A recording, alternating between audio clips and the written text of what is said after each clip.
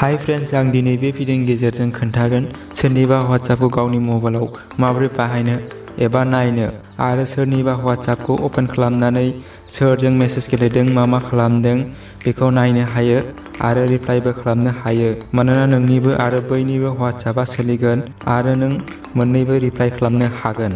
जुदि नोंनिफ्राय माबा मोनसे लाखोमाना खामानि मावोब्ला आरो बेखौ नों गोरोन्थि खामानियाव बाहायनो नाङा, अब्ला बेखौ माबोरै खालामनो बे भिडियोखौ जोबजासिम नायलां आरो लाइक खालाम। फैदो लोगोफोर, भिडियोखौ जागायनोसै।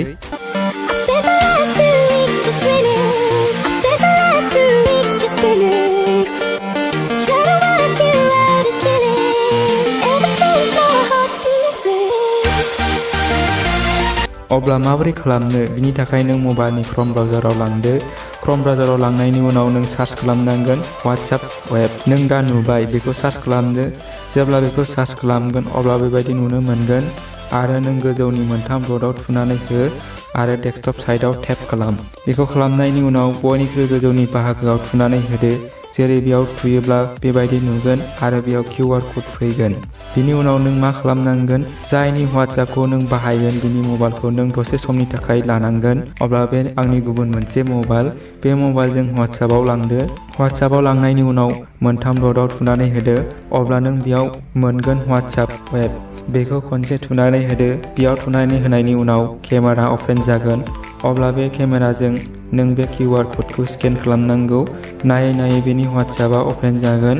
दा बे मबाइलाव आगदानि जाय मेसेज बियो आगसिनि मबाइलाव फैजोबबाय। नों दा नायनो हागोन। होमब्ला गासिबो मेसेजखौ नुबाय आरो रिप्लाइबो खालामनो हागोन। मा रायलायदों जिखिजाया WhatsAppआव मा मेसेज, भिडिअ, फटक नुनो मोनजोबगोन। दा बिनि गासैबो मेसेज नाम्बारा फैजोबबाय। अब्ला बेखौ नायनो हाबाय आरो रिप्लाइबो हरनो हाबाय। अब्ला आं नोंनो बेयाव खोन्थागोन। हमनानै ला, आं बे आगदानि मबाइलजों आं टाइप खालामगोन हाउ आर इउ लिरबाय। दानिया बेयाव नों नुनो मोनबाय आं बे मबाइलजों जेबो खालामा। बेयाव जिखिजाया लिरबानो बे मबाइलाव फैगोन आरो रिप्लाइ फैयोब्ला नुनो मोनगोन आरो बिनिफ्राय रिप्लाइ खालामनो हागोन। बेयाव नुनो मोनबाय। नायदो लोगोफोर, बेबायदिनो नों गासैबो मेसेजखौ फरायना नायनो हागोन आरो बिनि जाय WhatsAppनि मेसेज नोंनि मबाइलाव फैजोबगोन। जुदि QR क'डआ स्केन जायोब्ला नों जेसेबांखि गोजानाव थाया मानो बेखौ नों नायनो हाबाय थागोन जेब्लासिम नों बेखौ लग आउट खालामगौमानि। लग आउट खालामनायनि थाखाय नों आगदानि मबाइलाव लाबोदो आरो सिगांनि बायदि मोनथाम डटआव थुनानै होदो आरो WhatsApp एपआव थुनानै हो। अब्ला बेयाव नुनो मोनगोन लग आउट।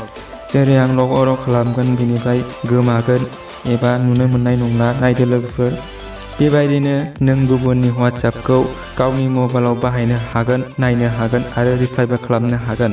लोगोफोर, बे भिडिअखौ माबायदि मोन्दों कमेन्ट खालामनानै थारैनो खोन्था आरो मोजां मोन्दोंब्ला लाइक खालाम, लोगोफोरनो शेयार खालाम आरो नोंथाङा आंनि चेनेलाव गोदानबा चेनेलखौ साबस्क्राइब खालाम। बेजों लोगोसे कन्टिनिउ सावगारिखौ थुनानै हो। गोजोनथोंसै लोगोफोर।